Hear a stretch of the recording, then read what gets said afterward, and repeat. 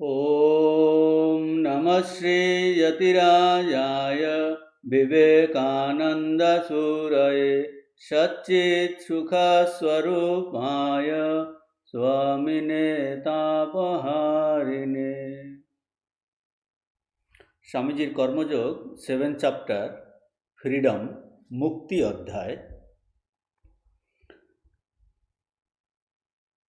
আমরা গত ক্লাসে যা আলোচনা করেছি বাংলা বইয়ের পৃষ্ঠা ৭৭ আর ইংরেজি বইয়ের পেজ নম্বর 104। গত ক্লাসে আমাদের যা আলোচনা হয়েছে যে স্বামীজি আসক্তি নিয়ে আলোচনা করছিলেন, যে এই মুক্তি লাভ করার উপায় হলো এই যে জগতের ক্ষুদ্র জীবন, ক্ষুদ্র জগৎ, এই পৃথিবী, এই শরীর, যা কিছু আমাদের এই সীমাবদ্ধ আমাদের আটকে রাখছে কার্যকারণ এই নিয়মের মধ্যে, তা সব ত্যাগ করা। আমাদের এই ইন্দ্রিয় গ্রাহ্য জগৎ, মনের জগৎ, কল্পনার জগৎ। কিন্তু এরপরে স্বামীজি বলছেন যে এই জগতের প্রতি আসক্তি ত্যাগ করা কিন্তু খুবই কঠিন। বলছেন যে অতি অল্প লোক কিন্তু এই আসক্তি ত্যাগ করতে পারে। তারপরে স্বামীজি আলোচনা করেছেন, যা আমাদের গত ক্লাসে আলোচিত হয়েছে, যে দুটি মেথড আছে। যে আমরা এই যে মনুষ্য জীবনের যে সবথেকে শ্রেষ্ঠ জিনিস, চরম জিনিস, পরম জিনিস মুক্তি লাভ করতে চাই, কি করে করা যাবে? বলছেন আমাদের এই অধ্যাত্ম শাস্ত্রে, ভারতীয় অধ্যাত্ম শাস্ত্রের দুটি উপায়ের কথা আলোচিত হয়েছে। একটা হলো বলছেন নিবৃত্তি মার্গ, নেতি নেতি, এই নেতি নেতি করে সমস্ত কিছু পরিত্যাগ করা। আর একটা হলো প্রবৃত্তি মার্গ, ইতি ইতি মার্গ। এবং স্বামীজি আলোচনা করেছেন যে এই নেতি নেতি মার্গ এটা অত্যন্ত কঠিন।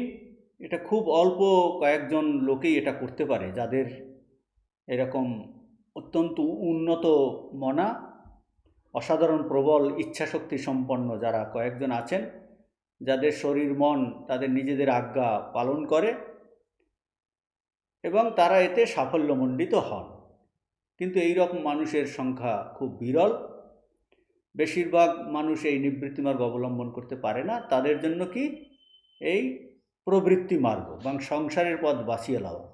সংসারের পথ মানে এই কর্মের পথ বেছে নেওয়া। যে সেখানটায় কি বলেছেন, এই কর্মের বন্ধনগুলিকেই এই বন্ধন ভাঙার উপায় রূপে ব্যবহার করা, এবং এতেও কিন্তু ত্যাগ আসবে, কিন্তু ধীরে ধীরে আসবে। আর এই পদ্ধতিতে কি কর্ম এবং অভিজ্ঞতা, কর্ম করে করে অভিজ্ঞতার মাধ্যমে ধীরে ধীরে সমস্ত কিছু এই আসক্তি ত্যাগ করা। এই দুটি উপায়ের কথা আমাদের গত ক্লাসে আলোচিত হয়েছে।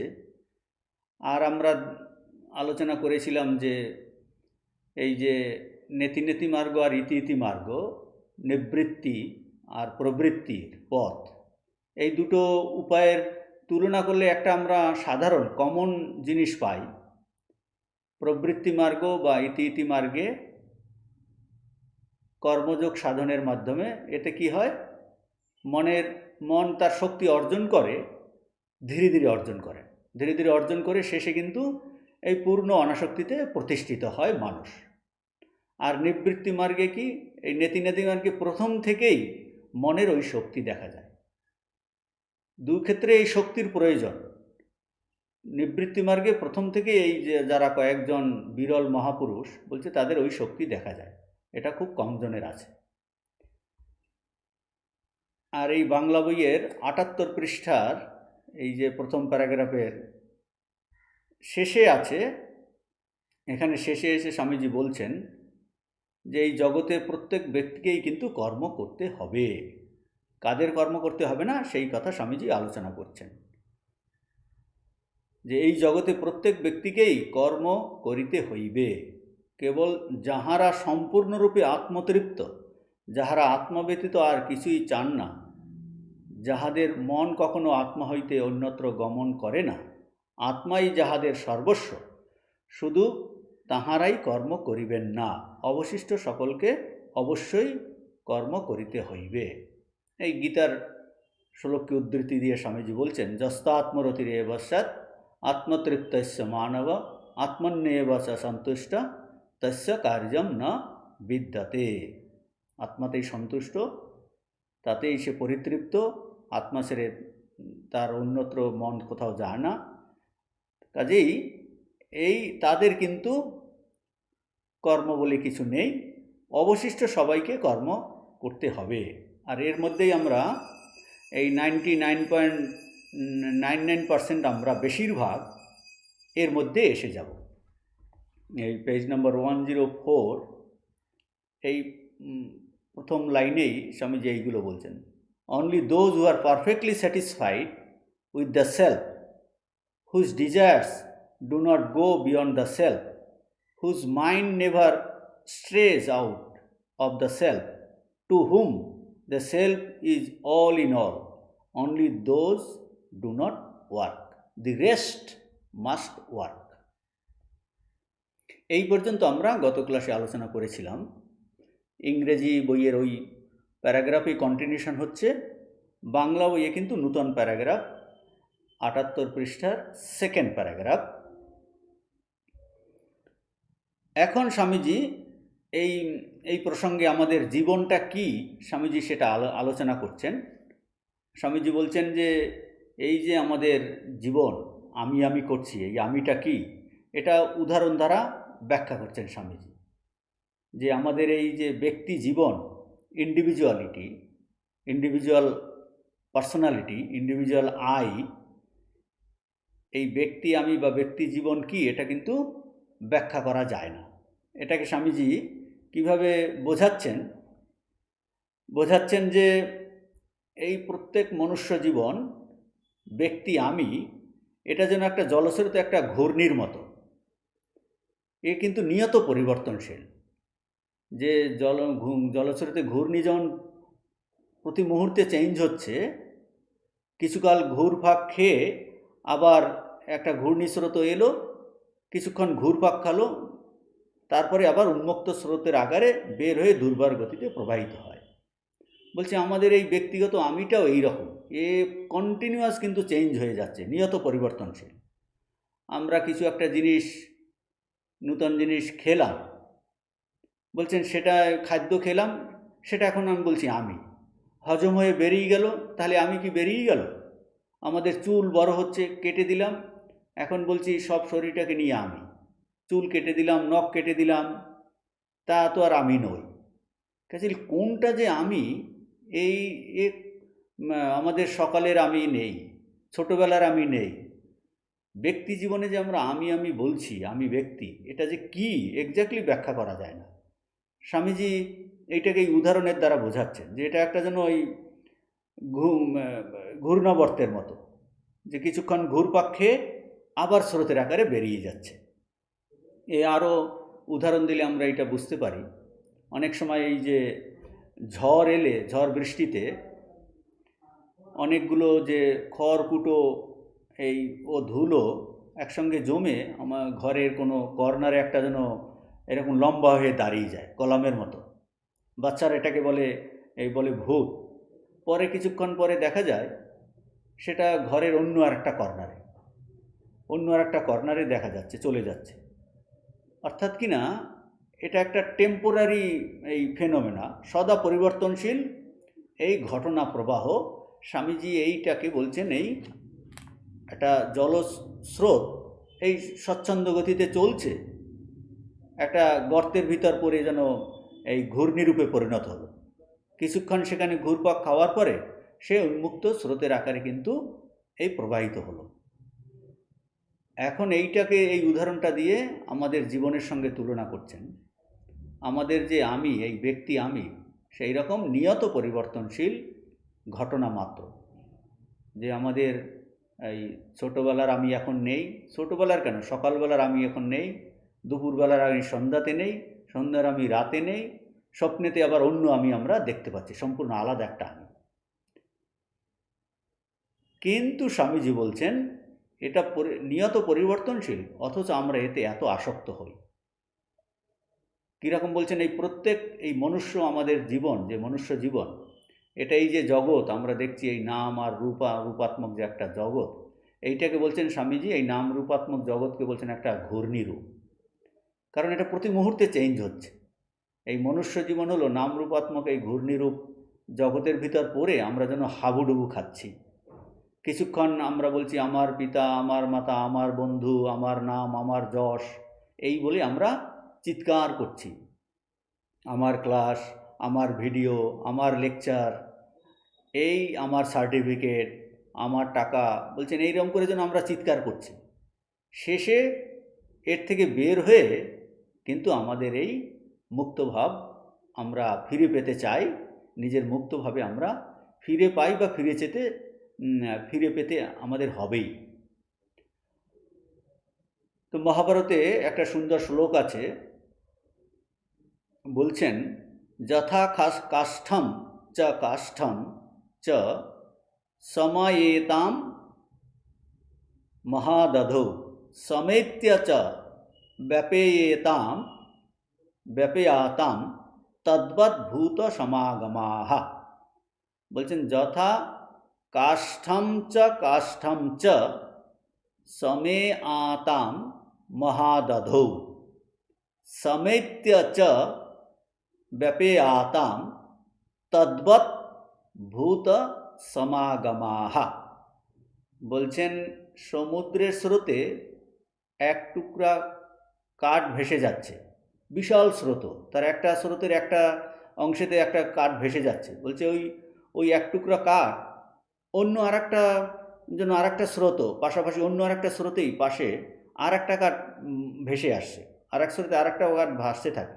বলছে এই দুটো কাঠ ভাসতে ভাসতে এমনভাবে এই ভেসে যেতে যেতে যেতে ওই দুটো কাঠ কিছুক্ষণের জন্য পাশাপাশি তারা ধীরে ধীরে ধাক্কা খাচ্ছে।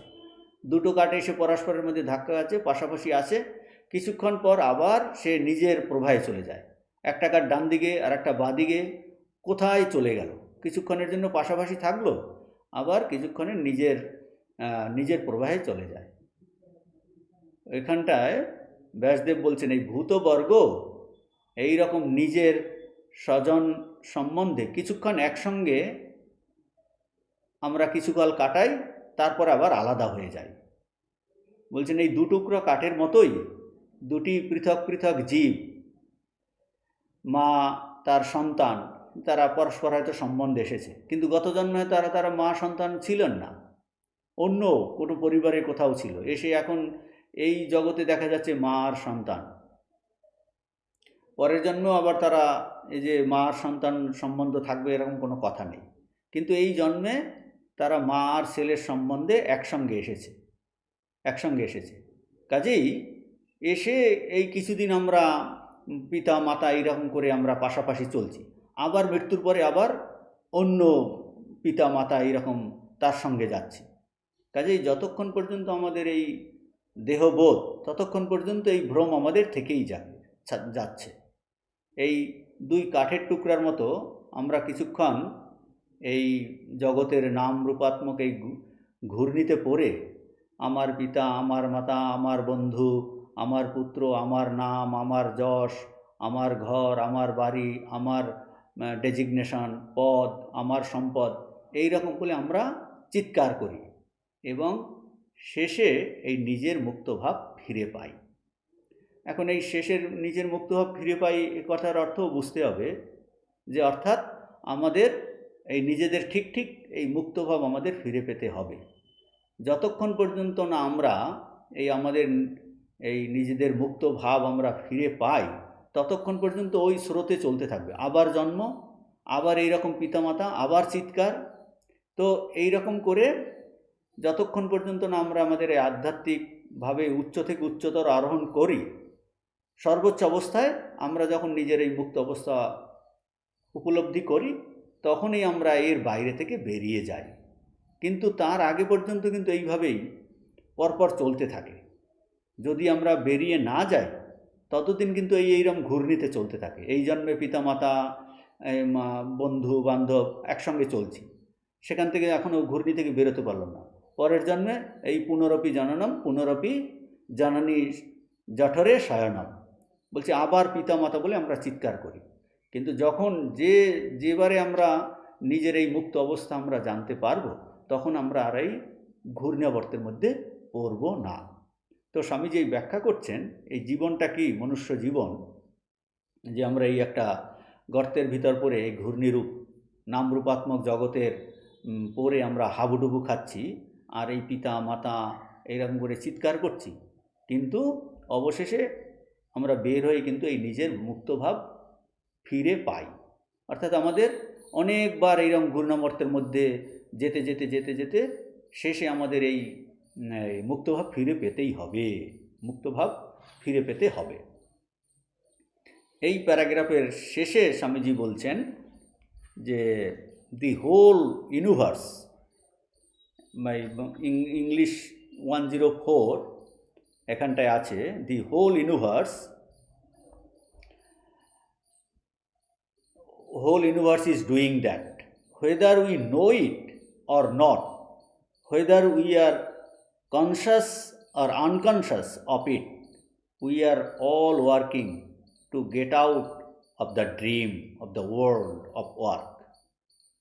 Man's experience in the world is to enable him to get out of its whirlpool. বলছেন এই সমুদয় জগৎ এটাই করছে, আমরা জানি বা নাই জানি, জ্ঞাতসারে বা অজ্ঞাতসারে আমরা সবাই এই জগৎরূপ স্বপ্ন থেকে বের হওয়ার জন্য কাজ করছি। সংসার আবর্ত থেকে মুক্ত হওয়ার জন্যই মানুষের এই সাংসারিক অভিজ্ঞতা।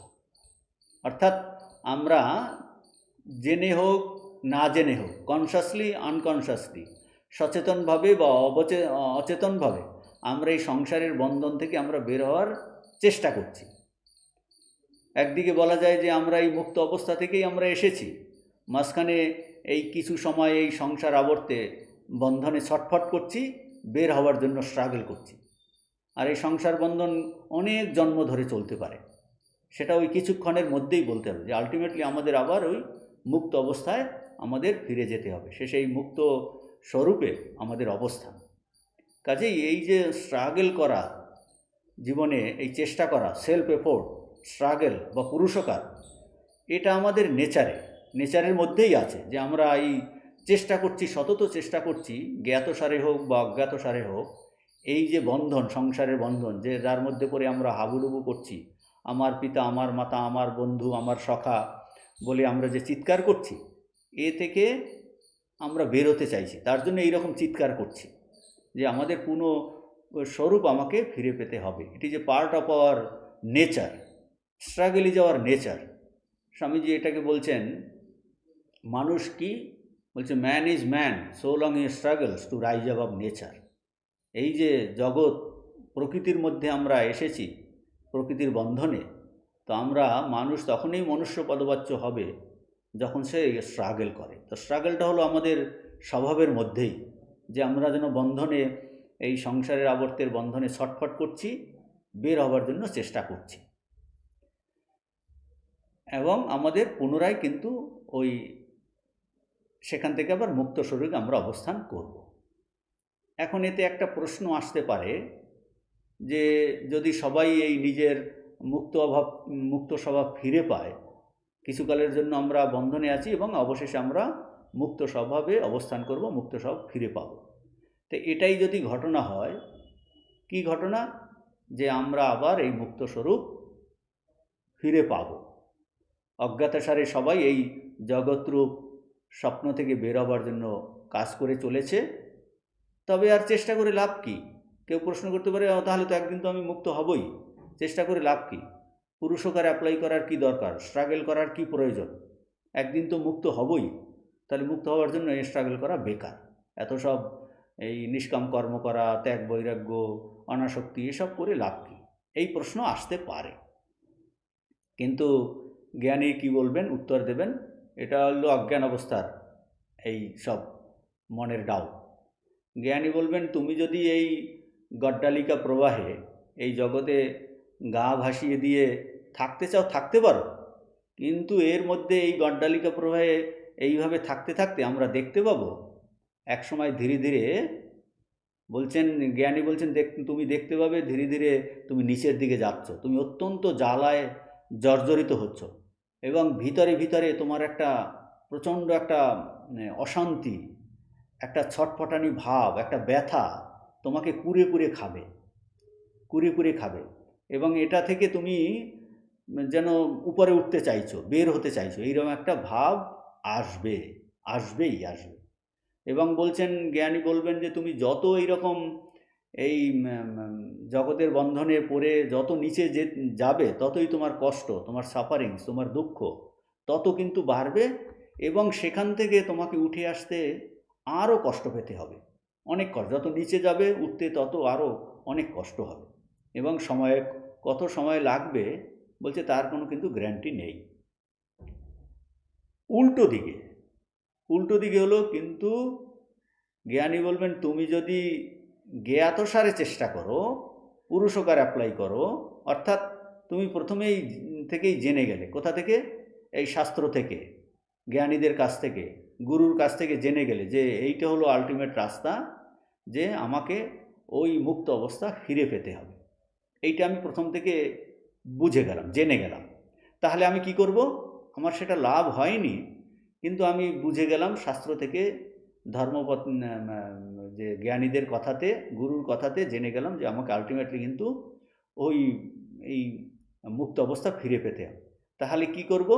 জ্ঞানী বলবেন তাহলে তোমার উচিত হবে যে প্রথম থেকেই ওই মুক্তির পথে যাওয়ার জন্য নিজেকে চেষ্টা করা, যে ওই পথে নিয়ে যাওয়ার জন্য সমস্ত এই শক্তি প্রয়োগ করবে, এবং তাড়াতাড়ি তুমি কিন্তু ওখান থেকে বেরিয়ে আসবে। এমনকি এই জীবনেই কিন্তু এই অবস্থা তুমি লাভ করতে পারবে। এই জ্ঞানী কিন্তু শাস্ত্র আমাদের বলছে, জ্ঞানী বলছেন, শাস্ত্র বলছেন, উপলব্ধিমান সমস্ত মানুষ এইটাই বলছেন, যে এই মুক্ত অবস্থা আমাকে ফিরে পেতে হবে। তাহলে ওটাই যদি আলটিমেট হয়, তাহলে আমি প্রথম থেকেই উঠে পড়ে লাগবো ওই অবস্থাটা লাভ করার জন্য। সুতরাং ওই যে এককালে আমরা সবাই মুক্ত হব, এই চিন্তা একজনকে এই যে পুরুষকার প্রয়োগে নিরুৎসাহিত করার পরিবর্তে সে কি করবে? তাকে আরও উৎসাহিত করবে, আরও উৎসাহিত করবে, যে সে আরও চেষ্টা করবে যে আলটিমেটলি আমাকে যদি মুক্ত অবস্থা পেতেই হয়, আমি প্রথম থেকেই তাহলে আর হিজিবিজির মধ্যে আমি জড়াবো না, প্রথম থেকেই একদম আদা জল খেয়ে চেষ্টা করব যাতে ওই অবস্থাটা আমি এই জীবনেই লাভ করতে পারি, কারণ তাতেই সব থেকে বেশি আনন্দ। তো বলছেন এটাতে আরও অধিক উৎসাহ এবং উদ্দীপনা, আরও চেষ্টা নিয়ে আসবে, যে প্রথম থেকেই এই চরম সত্যটাকে বুঝে নিয়ে সে জ্ঞাতসারে সচেতনভাবে কিন্তু সে আরও চেষ্টা করবে, স্ট্রাগল আরও তীব্রতর হবে ওই মুক্ত অবস্থা লাভ করার জন্য। তো স্বামীজি বলছেন, we are all working to get out of the dream of the world of work. এই প্যারাগ্রাফে স্বামীজি এই 104 স্বামীজি বলছেন যে we are all working to get out of the dream of the world. আগে বলছেন এই জগতের, এখন বলছেন এই জগৎটা কি? বলছে এটা একটা স্বপ্ন জগৎ। বলছে এই স্বপ্ন জগৎ থেকে আমরা যেন স্বপ্ন জগৎ থেকে ভেঙে আমাদের বেরিয়ে আসতে হবে। এই জগৎরূপ স্বপ্ন, এটা আমরা একটা স্বপ্ন দেখছি, এখানে আমরা এই আমার পিতা, আমার মাতা, এই আমার নাম, আমার যশ, এই বলে আমরা চিৎকার করছি। আগে এই পিতা এই মাতা ছিল না, পরের জন্ম এই পিতা এই মাতা থাকবে না, অল্প সময়ের জন্য আমরা একটা ঘূর্ণাবর্তের মতো এই জগৎরূপ নামরূপাত্মক ঘূর্ণাবর্তে আমরা কাছাকাছি এসেছি, এবং এই রকম চিৎকার করছি। আলটিমেটলি কিন্তু আমাদের এই স্বরূপ অবস্থা, মুক্ত অবস্থা ফিরে পেতে হবে। বলছে তার জন্য আমাদের তখন এটাই যদি চরম সত্য হয়, তাহলে আমরা প্রথম থেকে অত্যন্ত চেষ্টা করব যাতে এই মুক্ত অবস্থাটা এই জীবনেই আমরা লাভ করতে পারি। এটাকেই বলছেন জীবন মুক্তি, সুখপ্রাপ্তি হে তবে জন্মধারিতম। বলছে আমরা কেন শরীর ধারণ করেছি? এই জীবনমুক্ত অবস্থা উপলব্ধি করার জন্যই এই শরীর ধারণ করা, ভোগ করার জন্য, নতু সংসারও কাম্যয়া। ঠাকুর এটাকে বলছেন এই ভগবান লাভই জীবনের উদ্দেশ্য, যে আমরা এই মনুষ্য জীবন পেয়েছি, ভগবান হলেন মুক্ত স্বরূপ, সেই অবস্থা আমাদের লাভ করতে হবে। এটাই বলছেন যে we are all working to get out of the dream of the world of work, যে এই জগৎরূপ স্বপ্ন থেকে আমরা বেরিয়ে যেতে চাই, তার জন্য আমরা কর্ম করছি। এর পরের paragraph page 104, second paragraph, Bangla বইয়ের 78 পৃষ্ঠার শেষ অনুচ্ছেদ। স্বামীজি এখানটায় বলছেন, what is Karma yoga? The knowledge of the secret of work. We see that the whole universe is working. For what? For salvation, for liberty. From the atom to the highest being, working for the one end, liberty for the mind, for the body, for the spirit. All things are always trying to get freedom, flying away from bondage. The sun, the moon, the earth, the planets, all are trying to fly away from bondage. The centrifugal and the centripetal forces of nature are indeed typical of our universe. Instead of being knocked about in this universe and after long delay and thrashing, getting to know things as they are, we learn from Karma Yoga, the secret of work, the method of work, the organizing power of work. Swamiji অনেক কথা এই প্যারাগ্রাফে বলেছেন, আমরা ধীরে ধীরে আলোচনা করছি। বলছেন যে হোয়াট ইজ কর্মযোগা? কর্মযোগ কি? কর্মযোগ হলো, বলছেন কর্ম রহস্য অবগত হওয়াই কর্মযোগ। কর্মযোগ, কর্ম রহস্য অবগত হওয়া, কর্ম রহস্য অবগত হওয়া, এটা হলো জ্ঞান। বলছেন কর্মের রহস্য জ্ঞান। কর্মযোগ কি? কর্ম রহস্য অবগত হওয়া, অর্থাৎ কর্মের রহস্য জ্ঞান। কর্মের রহস্য জ্ঞানটা কি? কি অবগত হব, কি জানব? এটাই জানব আমরা। কয়েকটা পয়েন্ট কি জানবো আমরা? দি knowledge of the secret of work, 1 নম্বর, যে এটাই জানব যে কর্ম স্বাভাবিকভাবেই মানুষকে এই সংসারে বাঁধে, বন্ধনে ফেলে, কিন্তু আমরা কর্ম করার সময় যদি এই সমত্ব বুদ্ধিরূপ কৌশল অবলম্বন করি, সেই কৌশল অবলম্বন করলে আমাদের এই কর্মের স্বাভাবিক বন্ধন শক্তি নষ্ট হয়, ফলাশক্তি চলে যায়। আর এই সমত্ব বুদ্ধি কিসে সমত্ব বুদ্ধি?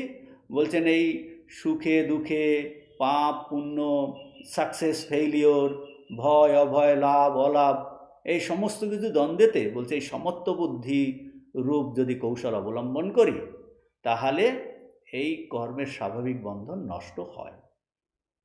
আর এই কর্মের কৌশলের আরেকটা অর্থ হলো যে কর্মকে যদি আমরা ঈশ্বর প্রীত্যর্থম করতে পারি,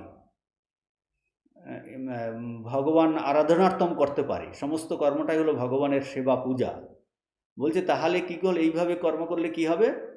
সেটা কিন্তু মুক্তির উপায় হয়।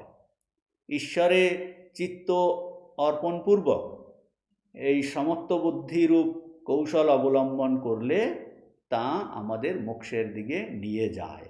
বলছেন এই যে কর্মের রহস্য জ্ঞান, এটা হলো কর্মের রহস্য জ্ঞান। ভগবান একে কি বলেছেন?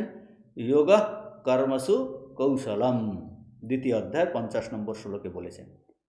অতএব বোঝা যাচ্ছে যে কর্মের রহস্য জ্ঞান হলো ঠিক এই কারেক্ট রাইট অ্যাটিটিউড টুয়ার্ডস কর্ম, কর্মের প্রতি যে ঠিক শাস্ত্র নির্দিষ্ট এই অ্যাটিটিউড গ্রহণ করলে, এই ভাব গ্রহণ করলে কি হবে? সেই কর্মই কিন্তু মুক্তির কারণ হবে। অর্থাৎ কি না, আমরা যখন এই কর্ম করব তখন আমাদের খেয়াল রাখতে হবে যে আমাদের এই কর্মটা ঈশ্বর প্রীত্যর্থম হচ্ছে কিনা, বা আমাদের সমত্ব বুদ্ধি আসছে কিনা, এইগুলো ক্রস চেক করা। কাজেই এই ঈশ্বর আরাধনার্থম সমস্ত বুদ্ধিকে লক্ষ্য রেখে কি করতে হবে? আমাদের সমস্ত যে থিঙ্কিং, ফিলিং, উইল, যে আমাদের এই চিন্তা, আমাদের এই ভাবাবেগ, আবেগ, ভাবনা, ইচ্ছা, এই সব এইগুলোকে পাল্টে দিয়ে আইডিয়ালের অনুরূপ করতে হবে। যে আমাদের চিন্তা কি হবে, এমনভাবে আমরা চিন্তা করব যা কিনা আমাকে এই চিন্তাগুলো ঈশ্বর আরাধনার্থম হয়, সমত্ব বুদ্ধিরূপ হয়, আমাদের ভাবাবেগ, আমাদের ইচ্ছা, এই সমস্ত কিছু ওই যা কিনা আমাকে ওই মুক্তির দিকে নিয়ে যায়। অর্থাৎ সমস্ত কিছু প্রথমে ঈশ্বর আরাধনার্থম, সমত্ব বুদ্ধি, এইগুলো এই জিনিসগুলো আমাদের চিন্তা ভাবনাতে ফিলিংয়ে আসছে কি না সেটা কিন্তু দেখা, এবং কর্মের ক্ষেত্রে এটা প্রয়োগ করা। তাহলে বলা যেতে বলে যে কর্মযোগটা কি? কর্মযোগ হলো ইয়োগা অফ অ্যান অ্যাটিচিউড। যে karmayoga is not a yoga of action, আমরা এভাবেও বলতে পারি, এটা ইয়োগা অফ অ্যান অ্যাটিচিউড। যে কি ভাব অবলম্বন করে যোগ, কর্মযোগ হলো এইরকম একটা যোগ, এইরকম একটা উপায় যে একটা সঠিক ভাব অবলম্বন করা কর্মের প্রতি। ভগবান গীতাতে এইটাকে বলেছেন বুদ্ধিযোগ। বুদ্ধি মানে কি ভাব, কি অ্যাটিচিউড। এই বুদ্ধিযোগ অবলম্বন করে ভগবান বলছেন যদি তুমি কাজ করো তাহলেই তোমাকে এই কর্মবন্ধনে না ফেলে কর্ম তোমাকে এই মুক্তির দিকে নিয়ে যাবে। এটা হলো মূল কথা। এখন একজন মানুষ যে ঈশ্বরে বিশ্বাস করেন, ভগবানে বিশ্বাস করেন, বলছে তার বুদ্ধিটা তাহলে কীরকম হবে? বুদ্ধিযোগটা বলছেন যিনি এইরকম ঈশ্বরে বিশ্বাস করেন তিনি জানেন যে ভগবানই হলেন সৃষ্টিকর্তা, তিনি এই জীব জগৎ সমস্ত তার সৃষ্টিকর্তা। আর আমি কে? আমি হলাম তার ভক্ত, আমি তার দাস, তার সন্তান। তাহলে আমার কাজ কি হবে? অটোমেটিক্যালি আমার কাজ হবে এই যে ভগবান সৃষ্ট জগতের এই জীবের সেবা বা পূজা করা। মানে আর সেটাও তিনি যে নিয়ম করেছেন সেই অনুযায়ী আমরা কাজকর্ম সমস্ত কিছু করা, মানে প্রভুর সেবা পূজা করা। এইটা হবে একজন ভক্তের অ্যাটিচিউড। এবং আর কি, সেই ভগবানে সমস্ত কিছু অর্পণ করা। তিনি যে সৃষ্টি করেছেন সেই নিয়ম অনুযায়ী সমস্ত কর্ম হচ্ছে বা কর্ম হতে হবে বা কর্ম সেইভাবে করতে হবে, ভক্ত সেইভাবেই চেষ্টা করে। এবং ফল কে দেবেন? বলছেন ফলও কিন্তু ঈশ্বরকৃত নিয়ম অনুযায়ী হবে, ঈশ্বরকৃত নিয়ম অনুযায়ী হবে। কাজেই এই ফল আসবে ঈশ্বরের থেকে। তাহলে ঈশ্বরের থেকে যে ফল আসবে, যা আসে তা হলো কি? এই ঈশ্বরের প্রসাদ, ভগবানের প্রসাদ। তাহলে এই কর্মফলে এই প্রসাদ বুদ্ধি, কর্মফল হলো কি? প্রসাদ, কেন সে ঈশ্বর থেকে এসেছে।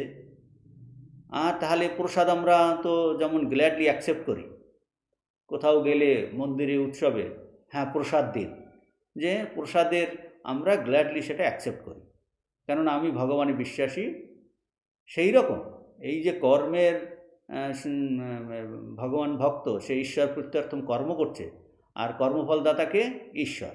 তাহলে যিনি কর্মফল দিচ্ছেন সেই ফলটাকে আমরা কিভাবে নেব বা আমাদের নিতে হবে, একজন ঠিক ভক্ত সে সেটাকে কিভাবে নেবে? ভগবানের প্রসাদ বুদ্ধিতে সে গ্রহণ করবে। সুতরাং আমরা যতই এই ভগবানকে বুঝতে পারবো, ঈশ্বরকে বুঝতে পারবো, ততই তাতে বিশ্বাস করতে পারবো, ততই আমার কিন্তু এই কর্মফলে প্রসাদ বুদ্ধি আসবে। কেন আমাদের প্রসাদ বুদ্ধি আসে না? কারণ আমাদের অতটা ধারণা নেই যে ভগবান কর্মফল দিচ্ছেন। আমরা ভাবছি আমি কর্ম করছি, আমি কর্মফলও তৈরি করছি। বলছে না, ঠিক যে ভক্ত, যে আর ভগবানে বিশ্বাস আছে, তার এই বুদ্ধিযোগটা হবে কি? সে কর্ম করছে, কিন্তু কর্মের ফল কি? কর্মফলদাতা ঈশ্বর দিচ্ছেন, ফলটাকে সে প্রসাদ বুদ্ধিতে নিচ্ছে। কাজেই সে আর ভালো মন্দ, লাভ অলাভ এইগুলো কিন্তু বিচার করছে না। কর্মের সফলতা অসফলতা, তার কর্ম করতে গিয়ে সুখ দুঃখ, এগুলোকে সে সমানভাবে নিচ্ছে। কারণ কি? প্রসাদ বুদ্ধিতে। তাতে কি হচ্ছে? আমাদের আধ্যাত্মিক উন্নতি হচ্ছে। সমত্ব বুদ্ধি অটোমেটিক্যালি আমাদের জীবনে আসছে। সাকসেস ফেইলিওরে আমাদের সাকসেস হলে আমরা আনন্দিত হই, ফেল করলে, অসফলতা এলে আমরা ডিপ্রেসড হই। বলছে এই ভাবটা চলে যাবে। কেন চলে যাবে? কারণ কর্মের ফল দিচ্ছেন ভগবান।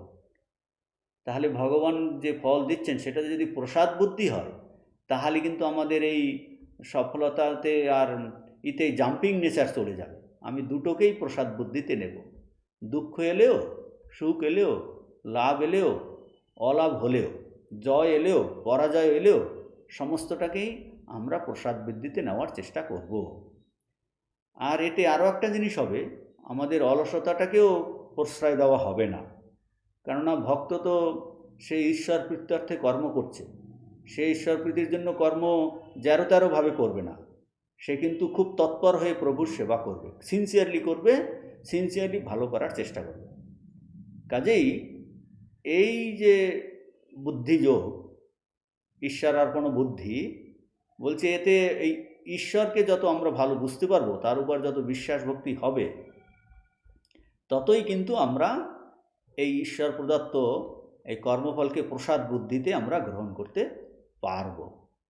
সুতরাং এই একজন যখন কোনো কর্ম শুরু করেন, তা এই ঈশ্বরার্পণ বুদ্ধিতে করবে বা সেইভাবে করা উচিত, এবং সে যখন এই ফল পাবে, সেও কিন্তু এই প্রসাদ বুদ্ধিতে তার সেটা গ্রহণ করে বা সেইভাবে গ্রহণ করা উচিত।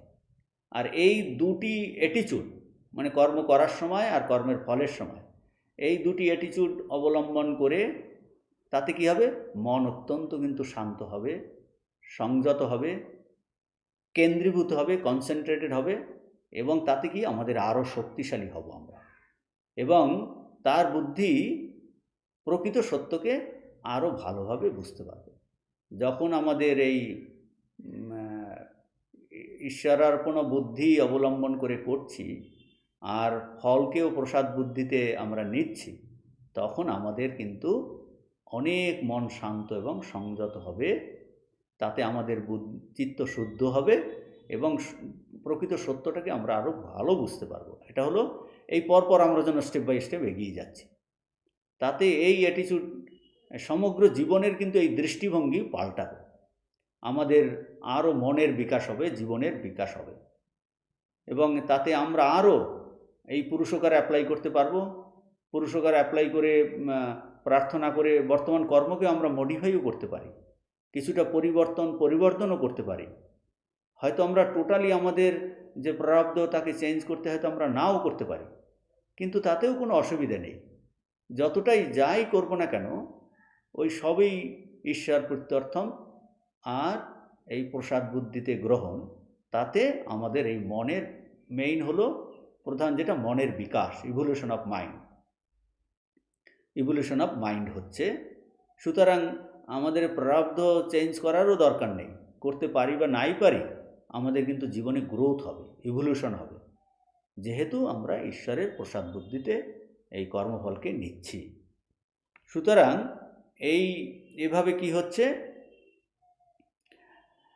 মানে আমি এই আরও তাতে নেগেটিভ আউটলুক তো আসবেই না, কারণ সে এইরকম ভক্ত কিন্তু আরও ভালো করার আপনি চেষ্টা করবেন, আপনি ফাঁকি দেওয়ার চেষ্টা করবেন না, কারণ সমস্ত কর্মটাই তখন ঈশ্বর প্রীতির জন্য। নিজেকে আরও বিশ্লেষণ করে নিজের ভুল আমরা শোধরাই, আরও চেষ্টা করি, আরও ভালোভাবে করার চেষ্টা করি, কিন্তু সর্ব অবস্থাতেই এই মন কিন্তু শান্ত থাকবে। কাজেই এই কর্মফলে প্রসাদ বুদ্ধি হলে আমরা আরও মহৎ হয়ে উঠব। তাহলে প্রথমে স্বামীজি বললেন এই কর্মের রহস্য অবগত হওয়াই কিন্তু কর্মযোগ। এরপরে স্বামীজি আরও বলেছেন যে কর্মযোগ আমাদের আরও কি শিক্ষা দেয়।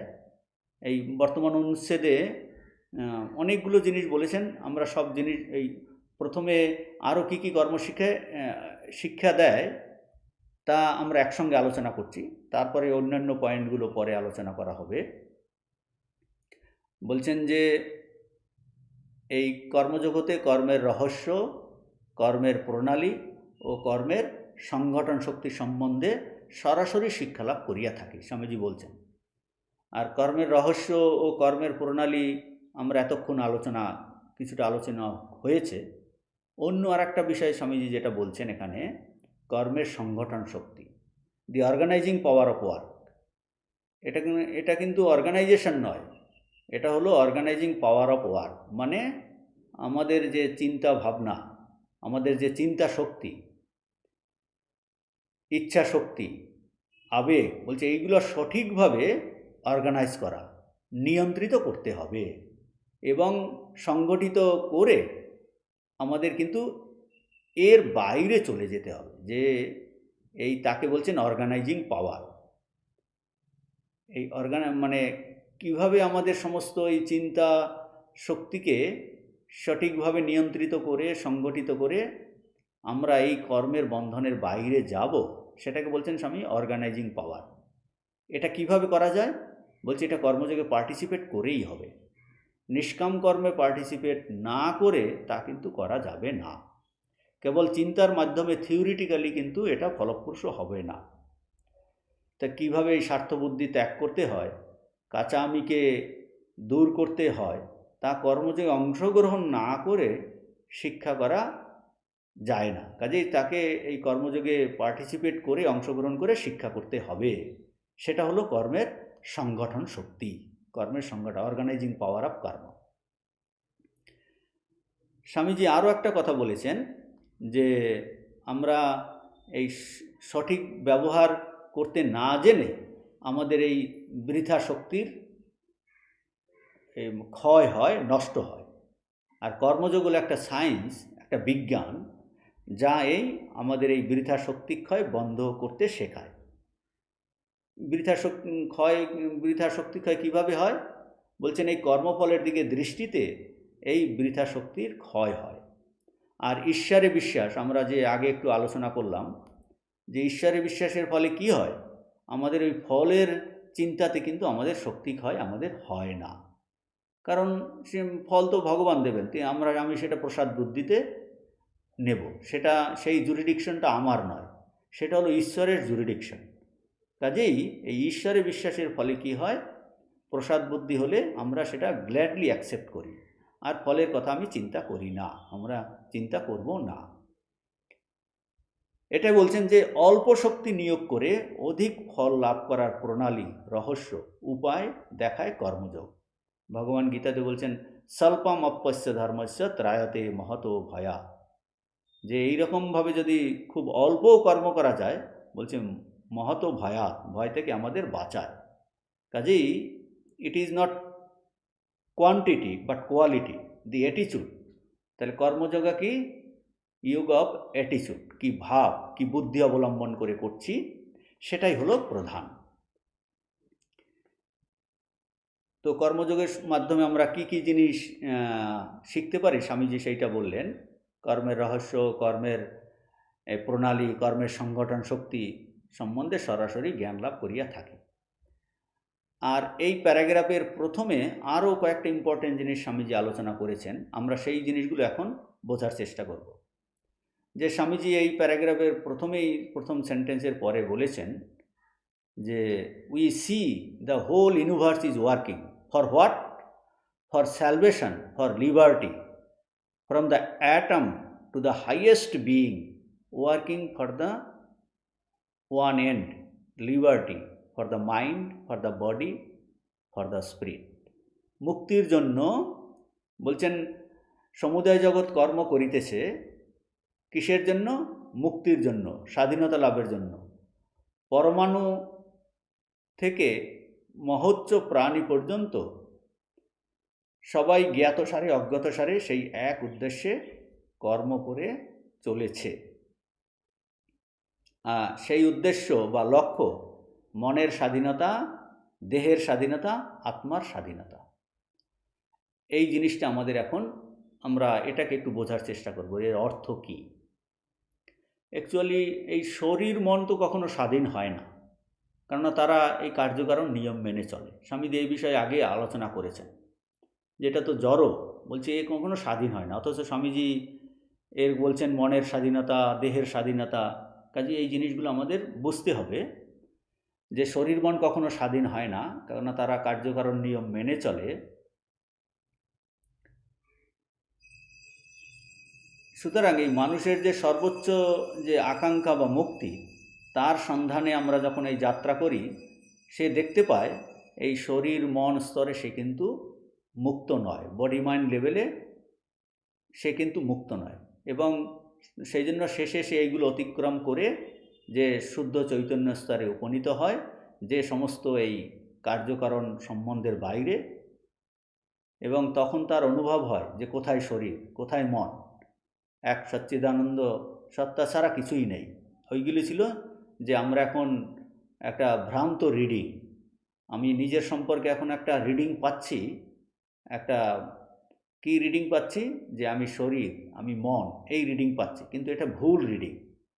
তো আমরা যখন ধীরে ধীরে আধ্যাত্মিক পথে এগোতে এগোতে লাস্টে যে ফাইনাল রিডিং কি, যে আমি চৈতন্য স্বরূপ, সে তখনই আমি মুক্ত। তো শরীর মনের লেভেলে আমরা কিন্তু মুক্ত নই। এখন এর শরীর মন, স্বামীজি বলছেন যে দেহের স্বাধীনতা বা মনের স্বাধীনতা, এর অর্থ কি? এর একটা অর্থ আছে, যে এই যে আমরা যখন এই মুক্ত অবস্থাতে এই রাস্তাতে চলি, অনুভবের রাস্তাতে চলতে চলতে, নিষ্কাম কর্ম করতে করতে দেখতে পাই যে আমরা এই জড় দেহেতে যত আমরা আকৃষ্ট হই, ততই আমাদের বন্ধন, ততই আমাদের দুঃখ কষ্ট। তখন মানুষ কি করে, সেই ব্যক্তিভাবকে, ব্যক্তিভাবটা কি, ওই স্রোতের মধ্যে একটা ঘূর্ণাবর্তের মতো, সেই ব্যক্তিভাবকে ধীরে ধীরে ভাঙার চেষ্টা করে। যে দেখেছে এই ব্যক্তিভাবে যত আমরা আকৃষ্ট থাকি, ততই দুঃখ আর কষ্ট। তখন সেই ব্যক্তিভাব, যে জড় শরীর আকৃষ্টতা, আসক্তি, বলছে এইটাই যত ব্যক্তিভাব যত বেশি, তত তার দুঃখ কষ্ট। এখন এইটা যে সে যখন বুঝতে পারে, এই মুক্তির রাস্তাতে চলে চলে, আধ্যাত্মিক উন্নতির রাস্তাতে যেতে যেতে, তখন সে কী করে, এই ব্যক্তিভাবকে কিন্তু ভাঙতে চেষ্টা করে, এবং সে অন্যের জন্য সে ফিল করে, নিঃস্বার্থভাবে সে কাজ করে, নিঃস্বার্থভাবে অন্যকে ভালোবাসে। তত দেখতে পাওয়া যায়, যত যত সে এই রাস্তাতে নিঃস্বার্থ হচ্ছে, তত তার কিন্তু আনন্দ সুখ বাড়ছে, এবং তার মধ্যে ওই মুক্তি ভাবটা বাড়ছে। এইভাবে করতে করতে করতে করতে কি হয়, সে জগতের সবার দুঃখ কষ্টকে দূর করার জন্য তার ইচ্ছা হয়, যে সবার দুঃখ কষ্টটা আমার এই দুঃখ কষ্ট। মানে এই হলো এই বিরাটের আইডিয়া। স্বামীজি বলছেন বিরাটের পূজা।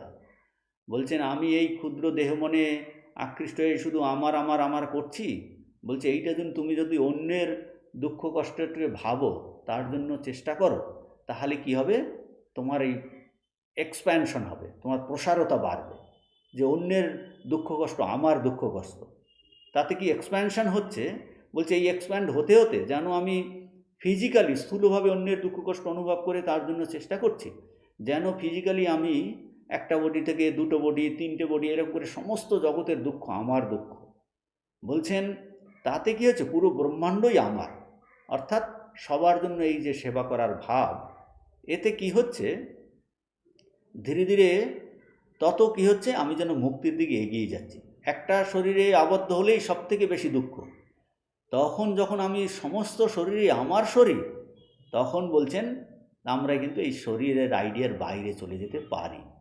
এটা যেন ফিজিক্যাল ফ্রিডম, মানে আমার এক্সপ্যানশন ফিজিক্যালিও এক্সপ্যানশন হয়ে যাচ্ছে, যে বলছেন তাতে অনেক আনন্দ। স্বামীজি ইঙ্গারসোলকে বলেছিলেন, ইঙ্গারসোল বলছেন এই জগৎটা সত্য, এটা একটা কমলা লেবুর মতো, আমি এই জগৎ থেকে কমলা লেবু নিংড়ে কিন্তু এর রস বের করতে চাইছি। স্বামীজি বলছেন আমি ওই জগৎরূপ কমলা লেবুকে নিংড়ানোর আরও একটা ভালো মেথড জানি। বলছেন আমি জানি আমার মৃত্যু নেই, আর সবাই আমার ভ্রাতা, বন্ধু, বোন, কাজেই আমার আমার আমার বলে আর কিছু নেই, সবার জন্য সবাইকে আমি সেইভাবে ভালোবাসি এবং সেইভাবে জগৎটা দেখি।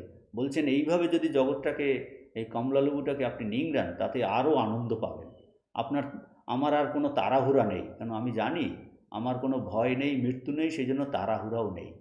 কিন্তু ইঙ্গারসোলকে বলছেন আপনার কিন্তু ভয় আছে, তাড়াহুড়া আছে, সেই জন্য আপনি ভালো করে একে উপভোগ করতে পারছেন না।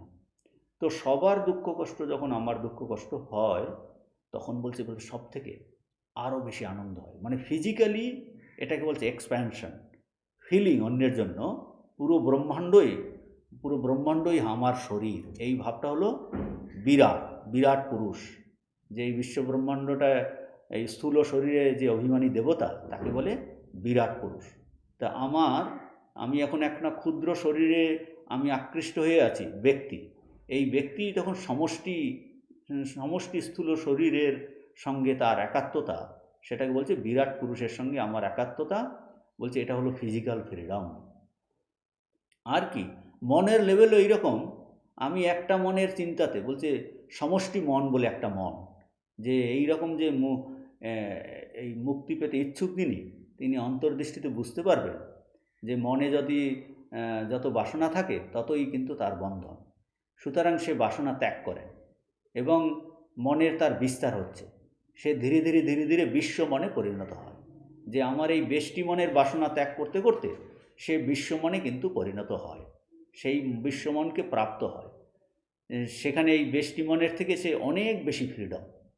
যেমন একটা শরীরে আর কতটা ফ্রিডম, সমস্ত বিশ্বব্রহ্মাণ্ডের তাতে কত ফ্রিডম, সেই রকম একটা বেষ্টি মনের চিন্তাতে আর কি, বলছেন সমষ্টি মনের ফ্রিডম এত বেশি। এবং বলছেন এই আধ্যাত্মিক উচ্চ স্তরে, বলছে এই শিখরে যাওয়ার জন্য সে এইটাকেও কিন্তু লাস্টে অতিক্রম করে। কাজেই স্বামীজি বলছেন যে আমরা এই সমস্ত পৃথিবী, বলছেন এই মুক্তির জন্য পরমাণু থেকে মহৎ প্রাণী সকলেই জ্ঞাত অজ্ঞাতসারে এক উদ্দেশ্যে কর্ম করছে। কোথায়? এই মনের স্বাধীনতা, দেহের স্বাধীনতা, আত্মার স্বাধীনতা। আমরা আসলে টুয়ার্ডস ওই মুক্তির দিকেই যাচ্ছি, অর্থাৎ আমাদের এই physically expansion, mental expansion, ultimately এই ফিজিক্যাল মেন্টালকে অতিক্রম করে আমরা ঠিক চৈতন্য স্তরে এই মুক্তি অবস্থা অনুভব করতে পারি। কিন্তু ওই দৈহিক স্তরেও যখন বিরাটের সঙ্গে একাত্মতা হয় তখনও একটা বিশাল ফ্রিডম আমরা অনুভব করি। মনের স্তরেও, বিশ্ব মনের লেভেলেও এত অনেক বেশি ফ্রিডম আমরা অনুভব করি। আর ঠিক যখন আমরা নিজেদেরকে এই দেহ মনের বাইরে এই চৈতন্যের অনুভব করি তখন বলছেন ঠিক ফ্রিডম। তো এটা বললেন, এই একটা আইডিয়া এখানটা দিয়েছেন যে সমস্ত ব্রহ্মাণ্ড এই মুক্তির দিকেই চলেছে। আর একটা আইডিয়া স্বামী যেখানটায় বলেছেন, আর একটা এই সনাতন সত্যের কথা এখানটায় বলেছেন যে এই যে সকল বস্তুই সর্বদা মুক্তি লাভ করিতে বন্ধন হইতে ছুটিয়া পালাইতে চেষ্টা করছে। এই সূর্য, চন্দ্র, পৃথিবী, গ্রহ সকলেই বন্ধন হতে পলায়ন করতে চেষ্টা করছে। সমগ্র জগৎটা কি এই কেন্দ্রানুগা আর কেন্দ্রাতিগা শক্তিদ্বয়ের ক্রিয়াভূমি বলা যাইতে পারে। বলছেন the centrifugal and the centripetal forces of nature are indeed typical of our universe. এখন এইটাও আর একটা জিনিস স্বামীজি নূতন জিনিস আলোচনা করছেন এখানটাতে, যে সকল বস্তু এই মুক্তি লাভ করতে বন্ধন থেকে ছুটে পালাতে চাচ্ছে। পরমাণু থেকে প্রাণী, সূর্য, চন্দ্র, এই গ্রহ, নক্ষত্র সবাই বন্ধন থেকে পলায়ন করার চেষ্টা করছে। আর বলছেন এই জগৎটা হলো এই সেন্ট্রিপিটাল বা কেন্দ্রানুগা আর সেন্ট্রিফিউগাল কেন্দ্রাতিগা, এই দুটি শক্তির ক্রিয়াভূমি বলা যেতে পারে। এখন সাধারণভাবে বলতে গেলে এই বাইরের জগতে এই দুটি শক্তি প্রত্যেকটা পার্টিকেলের উপর কাজ করছে। আমরা দেখতে পাই যে পৃথিবী সূর্যের চারিদিকে ঘুরছে, কিন্তু সূর্য যদি পৃথিবীকে আকর্ষণ না করত তবে পৃথিবী কোথায় ছুটে চলে যেত। আবার পৃথিবী যদি সূর্যের আকর্ষণ থেকে বেরিয়ে যাওয়ার চেষ্টা না করত তবে কখন পৃথিবী গিয়ে এই সূর্যের সঙ্গে মিলে যেত। কাজে এই দুটো শক্তি, একদিকে সূর্য পৃথিবীকে আকর্ষণ করছে, আবার পৃথিবী এর থেকে বেরিয়ে যাওয়ার চেষ্টা করছে। বেরিয়ে যাওয়ার চেষ্টা না করলে কিন্তু ওই সূর্যের গহ্বরে গিয়ে সে মিলিয়ে যেত। সুতরাং সব ক্ষেত্রেই আমরা এই দুটি শক্তির কার্যকারিতা দেখি। এখন আমাদের আধ্যাত্মিক ক্ষেত্রে এর ব্যাখ্যা কীরকম হবে? বেদান্ত বলছেন এই জগতে, বলছেন জগতে একটাই কেন্দ্র আছে। কে? বলছেন সেটাই ভগবানই হলেন, ঈশ্বরই হলেন। সেই ঈশ্বর বা ভগবান যাই নাম দেই না কেন, তিনি সমস্ত কিছুকে যেন আকর্ষণ করছেন। আকর্ষণ করছেন। কিন্তু এই যে আকর্ষণ করছেন, আমরা আকর্ষণ সবসময় ফিল করছি না, কিন্তু তিনি ওই সব কিছুকে ওই কেন্দ্রের দিকে আকর্ষণ করছেন। এটার নাম আমরা বলছি কেন্দ্রানুগা শক্তি, সেন্ট্রিপিটাল ফোর্স। এখন আমরা অনেকে আসে আকর্ষণ ফিল করছি, অনেকে করছি না। আমরা জগতে দেখতে পাচ্ছি বহু মানুষ ভগবান থেকে দূরে চলে যায়, তারা তাকে চায় না, বিদ্বেষ করে। সেটা কি বলতে পারি? সেটা হলো কেন্দ্রাতিগা শক্তি, সেন্ট্রিফিউগাল ফোর্স।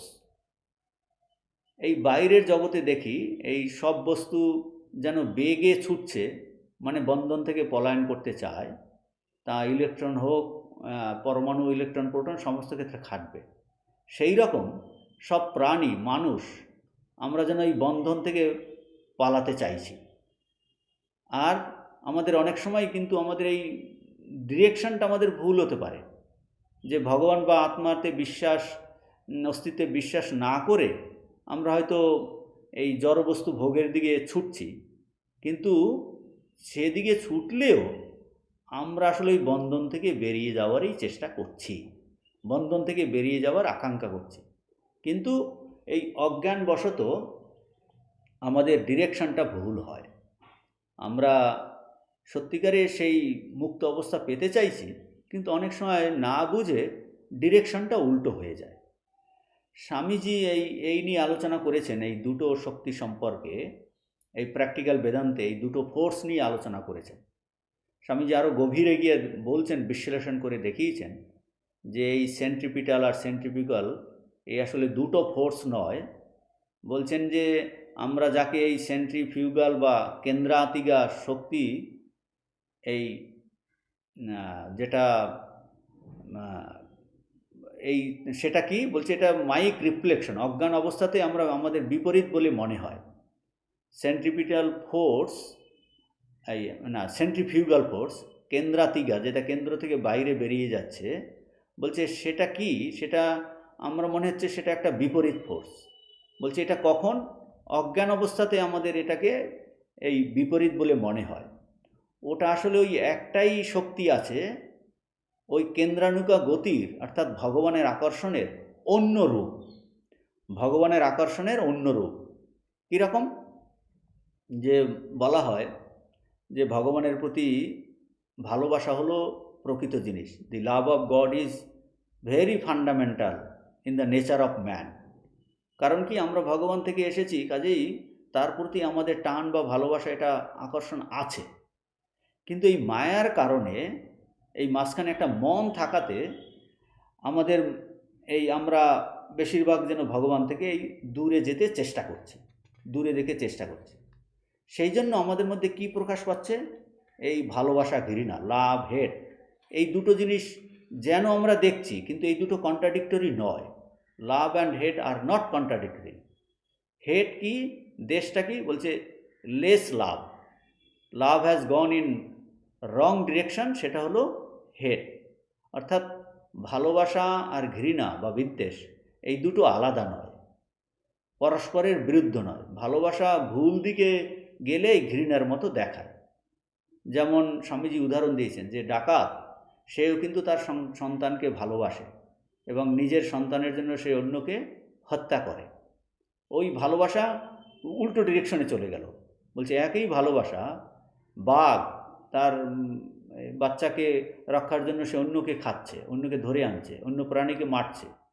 বলছে ওই একই ভালোবাসা অন্য ডিরেকশনে। কাজেই লাভ, হেট এগুলো কন্ট্রাডিক্টরি নয়। তো বলছেন অর্থাৎ দুটো শক্তি নয়, একই শক্তি ভিন্ন আকারে প্রকাশিত হয়। একটি শক্তি আছে, এই ভগবৎ শক্তি, যা সবাইকে আকর্ষণ করছে। সেই ভগবান হলেন কি? মুক্ত স্বরূপ। এই ফোর্স বলছে ফ্রিডম একটা হলো শক্তির মতো, যা জগতে সব প্রাণীতে ও সব কিছুতে অন্তর্নিহিত। ভগবান হলেন পূর্ণ মুক্ত স্বরূপ। তার শক্তি, তার প্রেরণা সব কিছুর মধ্যেই কাজ করছে, সবাইকে আকর্ষণ করছে। আর আমরা এই জ্ঞাতসারে বা অজ্ঞাতসারে ওই মুক্তির দিকে যাচ্ছি। স্বামীজি এইটাই বলছেন, সবাই জ্ঞাত বা অজ্ঞাতসারে ওই মুক্তির দিকে যাচ্ছে। আমরা ওই মুক্তির ধ্বনিকে, আমরা অজ্ঞাতসারে ওই মুক্তির, আমরা ওই আকর্ষণ, ওই সেই মুক্তির আকর্ষণ আমাদের কানে সর্বদা ধ্বনিত হচ্ছে। আর এই কর্মযোগটা কি? কর্মযোগ হলো সচেতনভাবে, কনসাসলি ওই মুক্তির ধ্বনিতে সাড়া দেওয়া এবং এই জীবনেই এই মুক্ত অবস্থা অনুভব করা, সেইটা হলো কর্মযোগ। তো এই পর্যন্ত স্বামীজির এই অনেকগুলো আইডিয়া এখানে আলোচনা করেছেন।